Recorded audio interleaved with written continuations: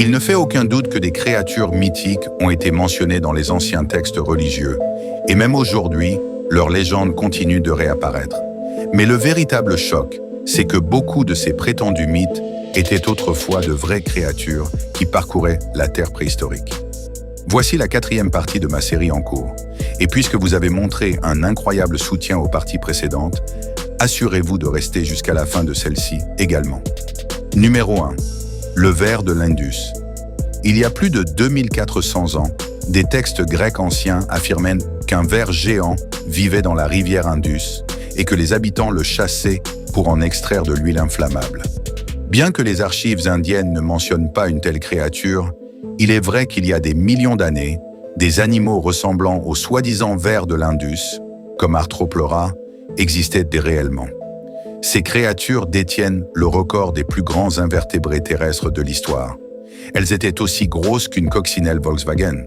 Cependant, ce n'étaient pas vraiment des vers, mais plutôt d'énormes mille-pattes. Arthroplora a vécu il y a environ 290 millions d'années, bien avant l'apparition des dinosaures. Alors, quelle est la réalité du ver de l'Indus? En vérité, les Grecs furent choqués de voir les Indiens utiliser de l'huile inflammable provenant du sol. Ils mythifièrent donc ce phénomène en le reliant à une créature fantastique, le ver de l'Indus.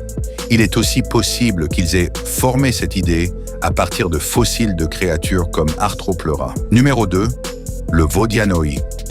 Dans la mythologie slave, on mentionne une créature ressemblant à une grenouille, appelée Vodianoi, qui aurait la taille d'un être humain. On croyait que, pendant les froides nuits d'hiver, quiconque voyait cette créature près de l'eau était condamné à mourir. De plus, une catastrophe frapperait bientôt le village où elle avait été aperçue. Mais en réalité, une telle créature géante ressemblant à une grenouille a-t-elle déjà existé? Oui, il y a environ 66 millions d'années, une espèce de grenouille terrifiante appelée Belzébuffo existait. Elle pouvait avaler même de petits dinosaures en un simple coup de langue. C'est pourquoi on la surnommait la grenouille du diable. Dans toute l'histoire de la Terre, aucune grenouille plus grande ou plus lourde n'a jamais évolué. Malheureusement, ce monstre s'est éteint avec les dinosaures. Numéro 3. Mokelembembe. Vous connaissez probablement la forêt tropicale du Congo, en Afrique. C'est la 2e plus grande forêt du monde après l'Amazonie. Mais comparée à l'Amazonie, elle reste beaucoup moins explorée. C'est pourquoi les communautés tribales qui y vivent affirment encore avoir vu différentes créatures mythiques. L'une d'entre elles est le Mokelembembe. Selon les témoignages, il ressemble à un dinosaure cératopsien avec une corne sur la tête et une grande queue. Pourtant, la plupart des experts estiment que les dinosaures cératopsiens n'ont pas pu survivre à l'extinction de la fin du Crétacé. Alors, qu'est-ce que cette créature pourrait être réellement? Certains suggèrent que les rhinocéros modernes ont inspiré le mythe. Mais il y a un problème. Les 2 espèces de rhinocéros présentes en Afrique aujourd'hui ont 2 cornes et une queue courte, contrairement à la description du Mokelembembe. Il reste donc possible que ce soit une espèce de rhinocéros encore inconnue. Dans les temps anciens, il existait de nombreuses espèces proches des rhinocéros, comme Arsinoitherium et Megacérops, aujourd'hui disparus. Il est possible que le Mokelembembe soit un vestige de ces lignées anciennes, caché au cœur du Congo jusqu'à nos jours. Numéro 4. Le vautour géant. Dans l'épopée hindoue du Ramayana, on mentionne un vautour géant nommé Jatayu, à qui l'on donna le titre de « roi des vautours ». Fait intéressant, dans la mythologie du Moyen-Orient, il existe aussi une créature terrifiante, semblable à un vautour, appelée le roc.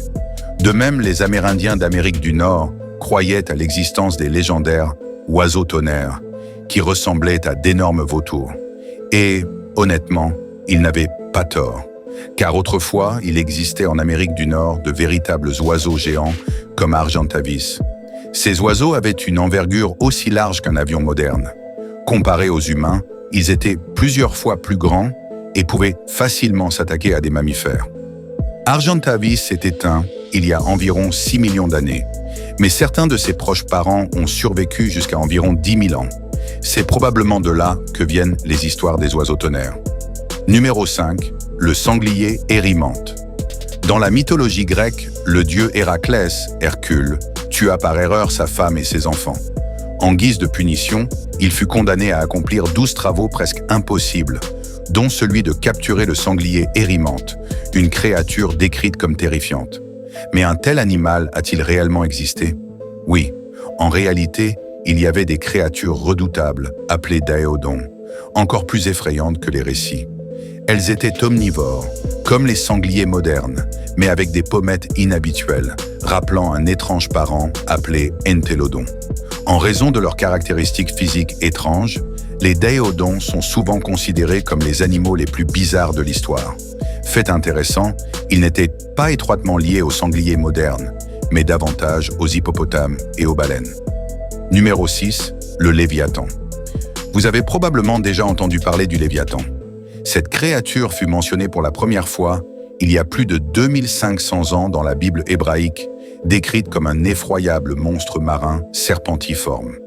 Mais le plus troublant, c'est que des monstres marins semblables au Léviathan apparaissent dans presque toutes les mythologies anciennes du monde. Et lorsqu'une créature mythique apparaît dans tant de cultures différentes, il est peu probable que ce soit une simple coïncidence. En réalité, il y a environ 50 millions d'années, il existait un gigantesque serpent de mer appelé Palaeophis colossus. Le qualifier de serpent marin n'était pas exagéré. Il était si grand que sa taille pouvait être comparée à 4 Suzuki Altos alignés bout à bout. Il est très possible que certains parents de Palaeophis aient survécu dans les océans il y a quelques milliers d'années et que leurs observations aient donné naissance aux histoires du Léviathan.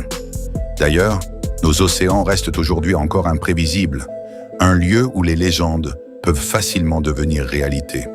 Parmi les créatures marines les plus dangereuses ayant jamais existé, il y eut aussi une baleine appelée Léviathan. Ses mâchoires étaient garnies de dents énormes et tranchantes, capables de mettre en pièces le puissant mégalodon, l'un des plus grands et des plus redoutables requins de l'histoire. C'est précisément pour cette raison que ce cétacé préhistorique reçut le nom de Léviathan, en hommage à la créature mythique légendaire. Numéro 7, le Ningen. Au début des années 2000, des marins japonais rapportèrent avoir aperçu une mystérieuse créature marine près de l'Antarctique qu'ils appelèrent le Ningen. Elle aurait eu de longs bras et un corps semblable à celui d'une sirène. Bien que la plupart des photos virales se soient révélées être fausses, le mystère demeure. Le Ningen pourrait-il être réel? Peut-être. Il pourrait s'agir de Thalassocnus, un ancien paresseux aquatique, ou même du requin éteint Akulema, deux créatures correspondant aux descriptions. Des fossiles de ces animaux ont été découverts en Argentine et au Chili, près de l'Antarctique.